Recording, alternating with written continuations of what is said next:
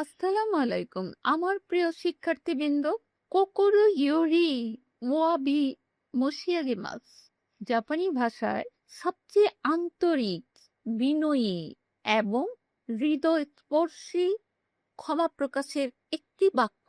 জাপানে শুধু সরি বললেই সব শেষ হয়ে যায় না।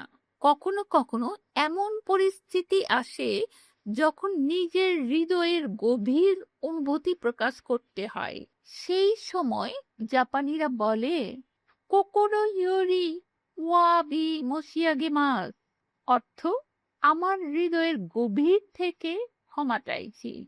এটি শুধু একটি ক্ষমা প্রার্থনা নয়, বরং নিজের আন্তরিক অনুশোচনা, দায়িত্ববোধ এবং সম্মান প্রকাশের একটি উপায়। তাই বড় কোনো ভুল, অফিসিয়াল ঘোষণা, কোম্পানির বিবৃতি অথবা গভীর অনুতাপ প্রকাশের ক্ষেত্রে এই বাক্যটি ব্যবহার করা হয়।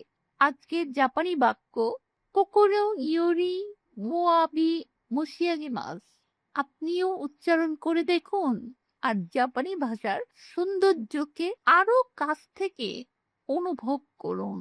মিনাসান, গাম্বাত্তে কুদাসাই। সায়োনারা।